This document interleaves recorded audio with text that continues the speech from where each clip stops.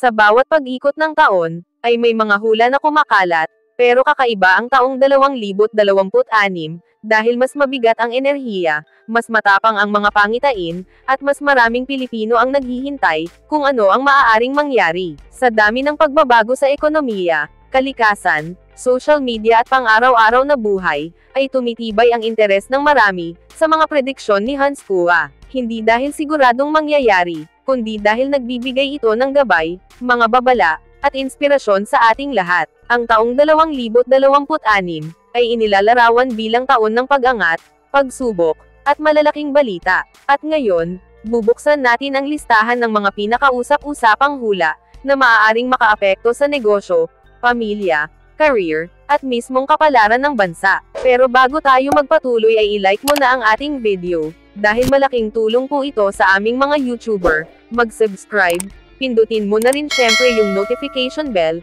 at piliin mo yung all, para palagi ka updated sa ating mga latest videos. Pagbabago sa trabaho at career ng maraming Pilipino. Sa taong 2026, ayon sa hula ni Hans Kua, papasok ang taon na puno ng matapang na pagbabago sa mundo ng trabaho para sa maraming Pilipino. Ang enerhiya raw ng taon ay nakatapat sa paglipat, pag-upgrade at pagbitaw sa mga lumang trabaho na hindi na nakakatulong sa pag-asenso. Maririnig daw ang salitang shift sa iba't ibang parte ng bansa, gaya ng shift sa career, shift ng skills, at shift ng mindset. Marami ang biglang magkakaroon ng interes sa bagong larangan, kahit ilang taon na sila sa iisang trabaho. Parang may hatek raw ang panahon para pilitin lumabas ang galing na matagal nang nakatago. Isa pang malakas na hula ni Kua ay ang pagdami ng mga Pilipinong papasok sa technical at digital na trabaho, kahit hindi nila ito napag-aralan noong college. Ang 2026 daw ang taon ng retraining at reskilling. Marami ang matututo na gumamit ng AI tools, online systems, digital freelancing platforms at mga bagong software na magbubukas ng dagdag kita. Kahit mga dating nasa sales, hospitality, construction at clerical work, ay posibleng matutong pumasok sa hybrid o mga online setup. Mabilis raw ang vibe ng taon, kaya mabilis ding matututo ang mga handang sumubok. Hinihula rin ni Kua ang pag-angat ng mga side hustle at maliit na mga negosyo. Dahil sa pabago-bagong ekonomiya, maraming Pilipino ang magkakaroon ng dalawang pinagkakakitaan, isang main job, at isang extra income source. Darami ang nag-o-online selling, content creation, digital services, food ventures, at small home-based businesses. Hindi raw ito dahil gipat, kundi dahil lumalakas ang entrepreneurial instinct ng mga Pilipino. 2026 ang taon na mas maraming tao ang magsasabing ayoko na ng isa lang, kundi gusto ko ay may backup. Kasama rin sa hula ang paglitaw ng bagong oportunidad sa ibang bansa,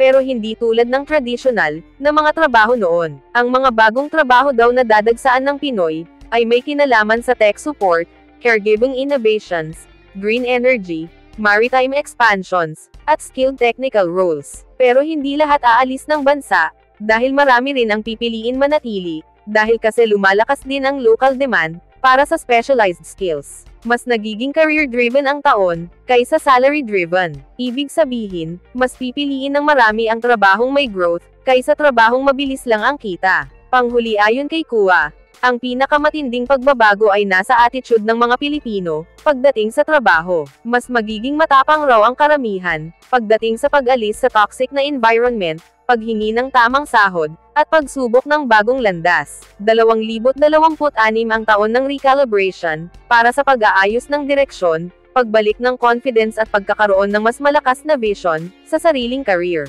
At kahit hindi lahat ng pagbabago ay madali, sinasabi sa hula na ang taong handang mag-adjust, mag-aral ng bago at magtiwala sa sarili, sila ang pinakamalakas ang asenso sa taong 2026.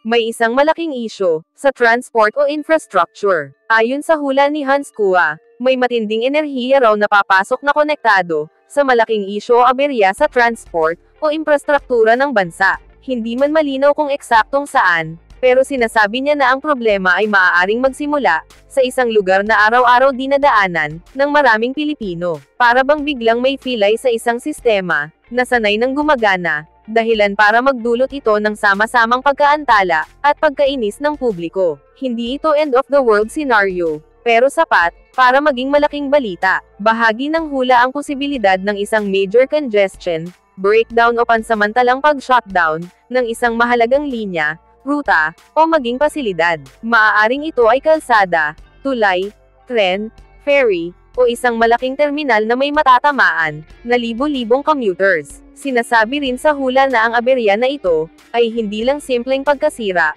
kundi may elementong biglaan, hindi inaasahan, o bunga ng lumang problema, na hindi naagapan. Sa madaling salita, isang isyu na matagal nang nagbabanta, pero ngayon lang tuluyang pumutok. Hinihula rin ni Kua na ang malaking isyu, ay posibleng magdulot ng pagkagulo sa daily routines, mula sa late na pasok, matinding traffic, at hanggang sa pagtaas ng stress, ng mga commuter. May mga pahayag daw na lalabas mula sa pamahalaan, na magbibigay linaw, pero may posibilidad din ng pagkakaroon ng paninisi, debate at kanya-kanyang interpretasyon, mula sa publiko. Dahil dito, maaaring maging usapin ito hindi lang sa transportasyon, kundi pati sa pamamahala, maintenance at kahandaan ng bansa, sa mga ganitong sitwasyon. Kasama rin sa hula ang isang positibong bahagi, na ang naturang malaking isyu ay magiging eye-opener, para sa mga kinauukulan. Sa gitna ng aberya, lalabas ang mga panukala, reforma at plano para ayusin, palakasin o baguhin ang ilang parte ng transport, o infrastructure system. Posibleng magkaroon ng mas malakas na push para sa upgrades, inspection, rehabilitation o pag-speed up, ng mga ilang proyekto. Sa madaling salita, isang malaking abala na mauuwi sa panibagong direksyon, at pag-iingat. Panghuli, sinabi sa hula na ang mga Pilipino, ay magpapakita ng resilience at adaptability, kahit may malaking aberya. Kahit may sama ng loob, pagkairita at pagkadismaya, ay patuloy pa rin ang paggalaw, ng araw-araw na buhay. At matapos ang isyu, ay may panibagong awareness ang bansa, tungkol sa kahalagahan ng matibay, maayos, at maagang inaayusang infrastruktura. Ang malaking isyong ito ayon kay Kua, ay para raw ipaalala na ang pagbabago, lalo na sa transport system, ay hindi dapat ipagpaliban. Pag-angat ng small at local businesses. Ayon sa hula ni Hans Kua, ang 2026 daw ay taon, kung saan muling sisigla at aangat, ang small at local businesses, sa buong Pilipinas. Hindi lang basta pag-angat, kundi pag-usbong na parang bagong cycle ng oportunidad, para sa mga negosyanteng matagal nang naghihintay, ng tamang timing. Ang enerhiya raw ng taon ay pabor sa mga maliliit na negosyo, dahil mas magiging bukas ang mga tao sa pagsuporta sa lokal, lalo na sa pagkain, serbisyo, at mga handcrafted item. May natural na momentum ang taon, na magtutulak sa micro, at small entrepreneurs pataas. Isa sa mga nakikita niyang dahilan sa hula, ay ang pagtaas ng consumer awareness at pag-shift ng mindset, ng mga Pilipino. Marami raw ang magsisimulang maghanap ng mas personalized, mas malapit at mas authentic na produkto, kaysa sa mass-produced items. Dahil dito, mga food stalls, home-based food businesses, local apparel, skincare, accessories at service-based micro-businesses, ang posibleng magkaroon ng bagong lakas. Sa taong 2026, sinasabi raw na lalakas ulit ang support local movement, pero hindi dahil sa uso, kundi dahil praktikal at mas abot kaya. Binanggit din sa hula na ang teknolohiya, ay magiging malakas na kakampi, ng mga small business. Marami ang matututo gumamit ng AI tools, content marketing, online platforms at automated systems, kahit home-based lang ang operasyon. Maging ang mga hindi techie ay mapipilitang sumabay, dahil yun ang vibe ng taon, dahil sa bilis, efficiency at visibility. Makikita raw ang pagdami, ng mga maliliit na negosyong lumalago online, na umaabot sa mas maraming customer, at nagkakaroon ng sariling branding, kahit hindi malaki ang puhunan. Kasama rin sa prediksyon ang pagdating ng mga bagong oportunidad, mula sa lokal na pamahalaan, NGOs at private partners, na magbibigay ng trainings, loans, o simpleng support programs. Posibleng magbukas ang pinto, para sa mas madaling access sa small business capital, o mga mentoring. Sa hula, sinasabing maraming Pilipino ang magiging mas determinado, mas eksperimento, at mas bukas sa pagtayo ng negosyo. Hindi ito taon ng takot, kundi taon ng subok muna, bago sumuko. Panghuli, sinasabi ni Kua na ang pag-angat ng small at local businesses, ay hindi lamang negosyo, kundi ito raw ay simbolo ng pagbabalik ng kumpiyansa at sigla ng mga Pilipino sa taong 2026. Maraming pamilya ang magkakaroon ng bagong source of income, maraming barangay ang magkakaroon ng bagong buhay, at maraming Pilipino ang makakaramdam ng personal na empowerment. Ayon sa hula, ang mga negosyanteng matapang, consistent, at marunong umangkop sa uso at teknolohiya, sila ang mas may tsansang sumabog ang growth sa taong 2026. Big news sa showbiz. Ayon sa hula ni Hans Kua, ang 2026 daw ay taon na may dalang mabibigat, maiingay at nakakagulat na balita sa mundo ng showbiz. Hindi ordinaryong intriga lang, kundi isang kaganapan na kayang mag-alog ng buong industriya. Sa hula niya, ay may malaking pangyayari na ikagugulat ng mga fans, dahil involved dito ang isang kilalang personalidad o showbiz pairing na hindi inaasahang mapupunta sa kontrobersya. Hindi malinaw ang eksaktong detalye, pero ang energy raw ng taon ay puno ng plot twist at mga showbiz shock. Isa sa pinakatampok na hula ay ang posibilidad na magkaroon ng relationship revelations, hiwalayan, biglaang pag-amin, o unexpected na pagbuo ng love team na magpapakulo sa social media. Ang 2026 daw ay taon na maraming artista ang mas magiging open sa personal na buhay nila, kaya may mga revelasyon na hindi nangyari sa mga nakaraang taon. Posibleng may showbiz couple na haharap sa matinding spotlight dahil sa desisyon nila na ilantad ang matagal ng tinatagong sitwasyon o relasyon. Kasama rin sa prediksyon ni Kua ang paglitaw ng isang major career shift o pagbabalik ng isang bigating artista na akala ng marami ay semi-retired o hindi na aktibo. Magbabalik raw sila sa malaking proyekto na magugulat ang mga fans at maglalabas ng malalaking reaksyon sa showbiz community. Maaaring magbago ang dynamics ng ilang network, production houses o ratings dahil sa unexpected comeback na ito. Sa madaling salita, ay may mga sisikat ulit na hindi inaakalang babalik pa. May hula rin siyang tumutukoy sa posibleng issue sa isang malaking show, event, o production. Pwedeng may kinalaman sa cancellation, delay o isang hindi inaasahang aberya na magiging headline sa entertainment news. Maaaring ito ay dahil sa internal conflict, technical problem o biglang pag-atras ng isang major celebrity. Sa hula, ito raw ang maglalabas ng diskusyon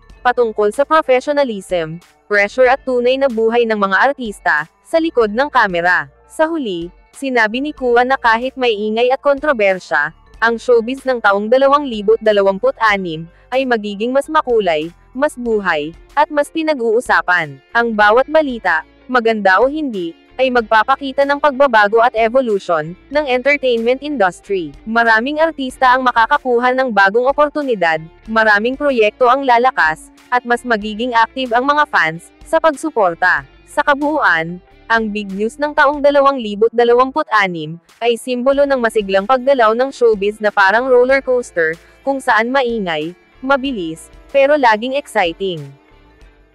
Mas malakas na bagyo sa kapanahunan, ng Hulyo hanggang Setyembre. Ayon sa hula ni Hans Kua, ang pagitan ng Hulyo hanggang Setyembre taong 2026 ay maaaring magdala ng mas malalakas at mas mapanirang bagyo sa bansa. Hindi raw basta karaniwang hanging malinaw ang paparating, kundi may intensified na energy na maaaring humataw sa mga coastal at mga low-lying area. Ang hula ni Kua ay nagmumungkahi ng kakailanganin na paghahanda at pagiging alerto ng publiko dahil posibleng magkaroon ng biglaang pagbaha, landslide at iba pang epekto dulot ng extreme weather. Hindi ito pangkaraniwan, kundi isang wake-up call para sa natural na kalamidad. Isa sa mga nakikita niyang pattern ay ang pagdami at pag-intensify ng bagyo kumpara sa nakaraang taon. Posibleng magkaroon ng sunod-sunod na bagyo na may malakas na hangin at ulan na maaaring makaapekto sa agrikultura, transportasyon at pang-araw-araw na buhay ng mga Pilipino. Sinabi ni Kua na ang taon ay may kakaibang energy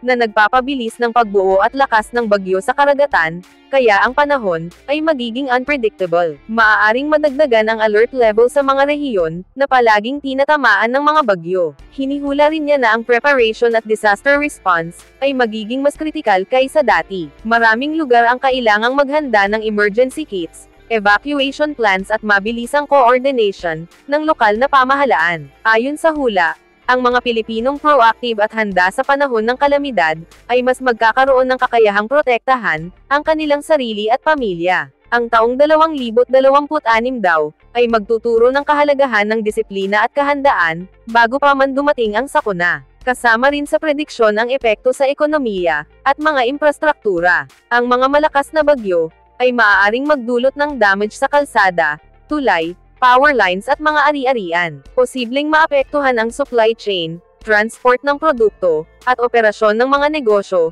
lalo na sa agrikultura at fisheries. Gayunpaman, sinasabi sa hula na ang challenge na ito ay magbibigay din ng pagkakataon, para sa mas matibay at maayos na plano sa disaster resilience, at infrastructure improvement sa hinaharap. Panghuli, sinabi ni Kua na kahit may panganib, pero ang hula ay nagdadala rin ng mensahe sa resilience, at pagkakaisa ng mga Pilipino. Sa bawat bagyong darating, ay makikita ang bayanihan spirit, tulong-tulong sa evacuation, at pagbangon pagkatapos ng kalamidad. Ang Hulyo-Setyembre taong 2026 daw, ay hindi lang magpapaalala ng lakas ng kalikasan, kundi magtuturo rin ng kahalagahan ng pagiging alerto, paghahanda, at pagkakaroon ng solid na plano sa buhay, at komunidad.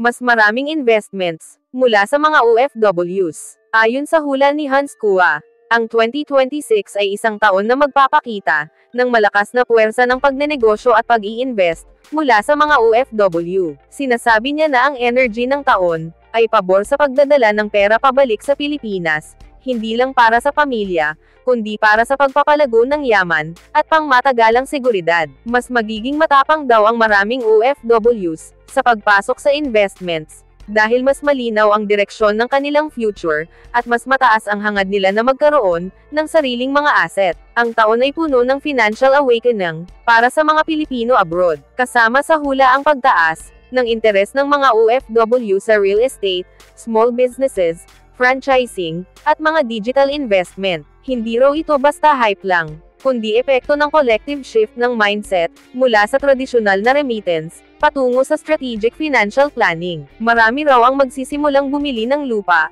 condo units, lupaing panglinang, o magpapagawa ng bahay hindi dahil sa luho, kundi para i-secure ang kinabukasan. Magiging mas visible din ang mga OFW investors sa mga online platforms at financial communities dito sa Pilipinas. Hinihula rin ni Kua ang pagsibol ng OFW-led small at medium enterprises. Maraming OFWs ang posibleng magtayo ng negosyo habang nasa abroad pa sila, o kaya naman ay magpapasimula ng negosyo para sa kanilang pamilya sa Pilipinas. Mga food ventures, online stores, construction services, water refilling stations, mini groceries, logistics at iba pang small operations, ang makakakuha ng malaking boost mula sa kanila. Ang vibe ng taon ay growth, expansion at pagpapatayo ng pangmatagalang income source. May bahagi rin ng hula na nagsasabing mas magiging matalino at maingat ang mga OFW sa pagpili ng investment. Dahil sa lessons mula sa nakaraang taon, mas maraming OFWs ang iiwas sa scam,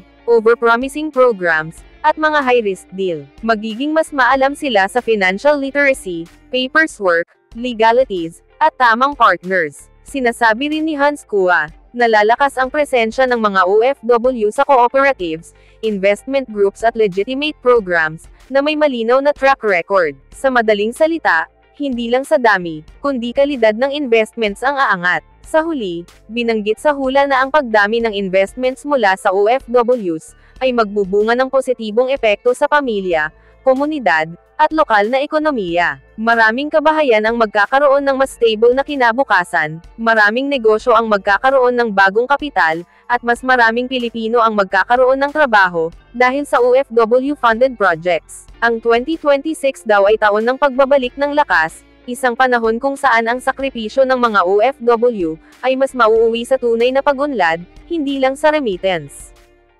Pagtaas ng social media creators. Ayon sa hula ni Hans Kua, ang 2026 ay taon na lilipad ang dami at lakas ng social media creators sa Pilipinas. Hindi lang raw basta pagdami ng content, kundi pag-angat ng level at kalidad ng mga taong papasok sa mundo ng digital creation. Sinasabi sa hula na mas maraming Pilipino ang magkakaroon ng confidence na ipakita ang kanilang talento, opinyon at creativity, dahil sa favorable energy ng taon. Parang may collective push na nagtutulak sa mga tao na subukan na, imbes na matakot mag-umpisa. Kasama sa prediksyon ang paglabas ng bagong wave ng small creators, na biglang sisikat dahil sa authenticity. Hindi na raw puro glossy content ang patok sa 2026, dahil mas aangat ang mga creator na totoo, relatable, may kwento, at may sariling style. Marami ang magba-viral hindi dahil sa production quality, kundi dahil sa personality, at impact ng mga mensahe. Makikita raw ang pag-usbong ng creators mula probinsya,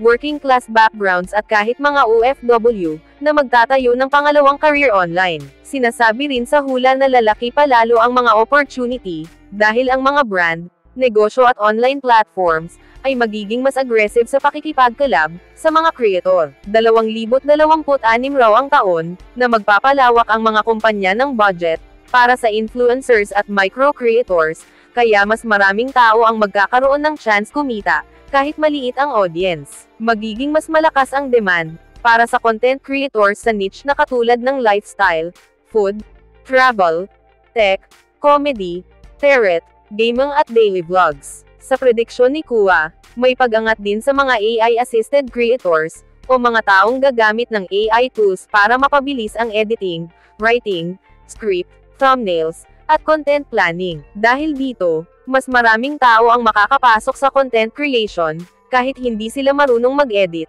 o gumawa ng mga complex visual. Ang tono ng taon ay efficiency at innovation, kaya aangat ang creators na marunong pagsamahin ang traditional creativity, at mga technology. Ito ang magbibigay sa kanila, ng mga edge. Sa huli, sinabi sa hula na ang pagtaas ng social media creators, ay hindi lang tungkol sa fame, kundi ito raw ay simbolo ng pagiging mas expressive, mas empowered, at mas visionary ng mga Pilipino. Maraming kabataan ang makakahanap ng bagong career path, maraming adults ang magkakaroon ng side income, at maraming pamilya ang makakakita ng bagong source ng mga oportunidad. Ang 2026 ayon sa hula, ay magiging taon kung kailan ang ordinaryong tao, ay may mas mataas na tsansang marinig, mapanood, at mapansin sa online world. Paglakas ng mga negosyong pang-online. Ayon sa hula ni Hans Kua, ang 2026 ay taon na may dalang malakas na puwersa, para sa mga online business, mula sa maliliit na seller, hanggang sa mga lumalaking digital brand. Sinasabi niya na ang energy ng taon, ay nakafocus sa convenience, accessibility at digital growth, kaya mas marami ang mapipilitang ilipat o palakasin, ang kanilang negosyo sa online platforms. Maging ang mga tradisyonal na tindahan ay makakaramdam ng paglipat, na nagtutulak sa kanila na mag-adapt sa e-commerce. 2026 daw ay taon ng mabilisang galaw, at mabilisang innovation. Kasama sa prediksyon ang pagdami ng mga bagong online entrepreneur, na magtatayo ng negosyo gamit ang social media, marketplaces, at direct-to-consumer platforms. Hindi lang raw mga tech-savvy ang papasok dito, kundi pati mga working parents, students, OFWs at kahit mga nasa probinsya, ay posibleng magbukas ng sariling online shop. Magiging mahusay ang mga Pilipino sa paggamit ng livestream selling, short-form videos at content-driven marketing, para makabenta. Mas magiging competitive, pero mas dynamic ang digital marketplace. Hinihula rin ni Hans Kua, ang pagragasa ng AI-powered tools at automated systems, na magpapadali sa inventory, customer service, product posting, logistics coordination, at marketing. Ito raw ang magbibigay daan, para kahit isa lang ang nagmamanage ng shop, ay kaya nang magpatakbo, ng mas malaki-laking operation. Ang mga online seller na marunong gumamit ng AI para sa photos, captions, product descriptions at even customer replies, ay magkakaroon ng malaking advantage, sa taong 2026. Ang vibe ng taon ay work smarter, at earn bigger. Kasama rin sa mga prediksyon ang pag-usbong ng local niches, at specialized online stores. Mas hahanap ang mga Pilipino ng unique, handcrafted, home-based, at personality-driven products. Ang mga negosyong pang-online tungkol sa food delivery, thrift apparel, beauty and skincare, digital services, home essentials at tech accessories, ay posibleng magsimula o lalong lulutang. Ayon kay Kua, ang 2026 ay panahon na kung saan may puwang, ang halos kahit anong niche basta consistent, at may identity. Sa huli, sinabi ni Kua na ang pag-angat ng online businesses sa 2026, ay hindi lang tungkol sa pera, kundi ito raw ay simbolo ng self-reliance, creativity at empowerment ng maraming Pilipino. Maraming individual ang makakadiscover ng bagong income source, maraming pamilya ang magkakaroon ng dagdag budget, at maraming communities ang magbebenepisyo sa mas aktibong digital economy. Ang mga negosyanteng masipag, updated at handang mag-adjust sa pagbabago, ang pinakaposibleng maka-experience ng malaking growth sa taong 2026. Pagtaas ng interes ng tao sa astrology at paranormal. Ayon sa hula ni Hans Kua, ang 2026 daw ay taon kung kailan muling lalakas ang interes ng mga tao sa astrology, tarot, paranormal, at mga metaphysical na kaalaman. Sinasabi niya na may collective curiosity na unti-unting babukal sa isip ng maraming Pilipino dahil sa mga hindi inaasahang pangyayari sa paligid, mga pagbabago sa career, relasyon at global trends. Dahil dito, mas maraming tao ang hihingi ng gabay, paliwanag o kahit konting liwanag mula sa mga bagay na lampas sa normal na pangunawa. Ang taon na ito ay puno ng tanong, kaya natural na tataas ang paghahanap ng sagot. Hinihula rin ni Kua na tataas ang bilang ng mga taong mag-aaral o magpapapractice ng tarot reading, astrology charts, numerology, at energy interpretation. Hindi raw ito para sa drama o fad lang, kundi dahil mas maraming Pilipino ang nagiging open-minded at mas receptive sa spiritual guidance. May mga mag-e-enroll sa online courses,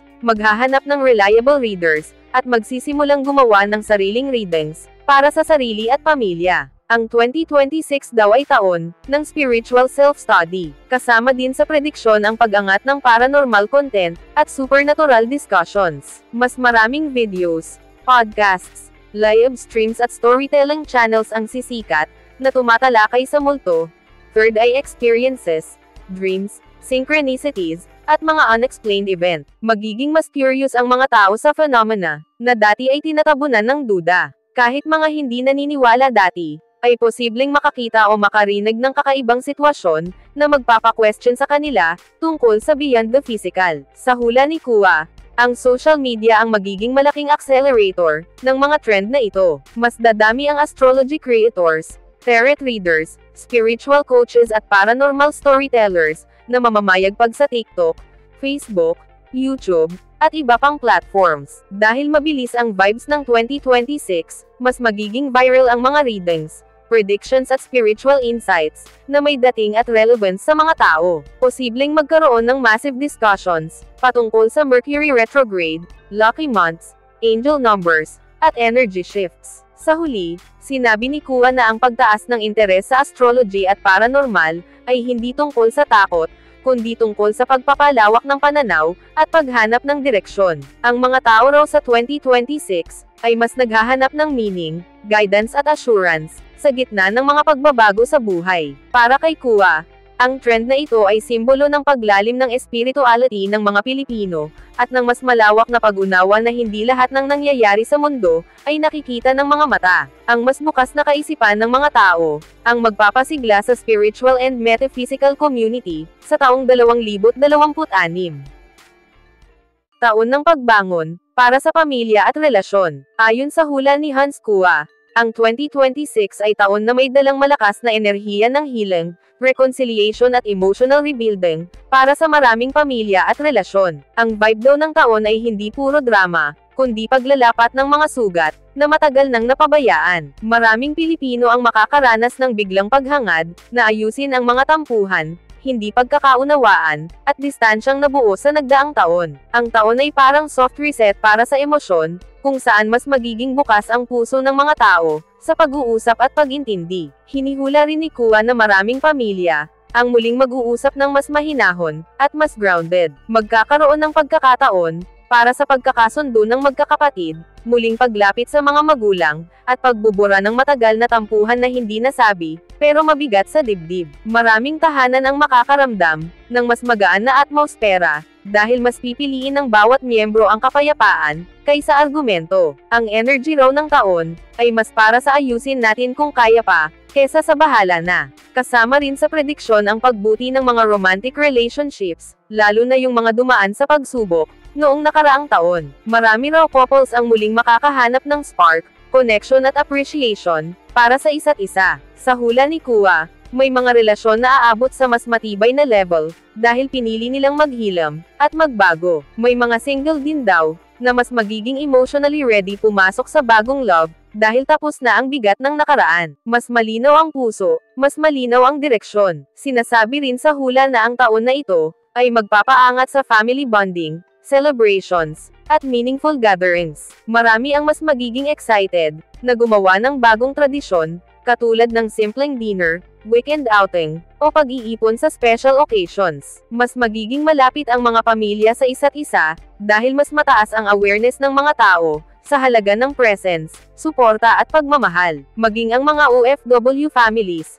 ay magkakaroon ng mas magandang communication flow, at mas konting tampuhan. Sa huli, sinabi ni Kua na ang 2026 ay taon ng emotional maturity, hindi lang pagbangon. Ang mga taong marunong magpatawad, magbigay at magpakumbaba, ay makakaranas ng malaking emotional growth. Maraming pamilya at relasyon, ang tatayo ulit ng mas matatag, mas buo, at mas masaya. Ayon kay Kua, hindi ito taon ng pagsasara ng pinto, kundi ito ang taon ng pagbubukas, pag-unawa at pagbuo ulit ng koneksyon, na mahalaga sa puso at buhay, ng bawat Pilipino. Bago tayo magtapos ay i-like mo na ang ating video, dahil malaking tulong po ito sa aming mga YouTuber. Mag-subscribe, pindutin mo na rin syempre yung notification bell, at piliin mo yung all, para palagi ka updated, sa ating mga latest videos. Sa dulo ng lahat ng hula, iisa lang ang malinaw, ito ay nasa atin pa rin ang kapangyarihan, para baguhin ang takbo ng 2026. Ang mga prediksyon ay gabay, at hindi hatol, inspirasyon, at hindi rin katapusan. Maaari itong magsilbing paalala, babala, at minsan ay lakas ng loob, para mas pagbutihin ang sariling direksyon. Habang papalapit ang bagong taon, mas dumadami ang oportunidad, mas tumatapang ang mga Pilipino, at mas lumalakas ang paniniwala na kayang umangat, kahit anumang hamon ang dumating. Sa huli, ang pinakamahalagang hula ay yung kayang simulan sa sariling aksyon, dahil ang tunay na kapalaran, ay ikaw pa rin ang gumuguhit. See you on our next videos.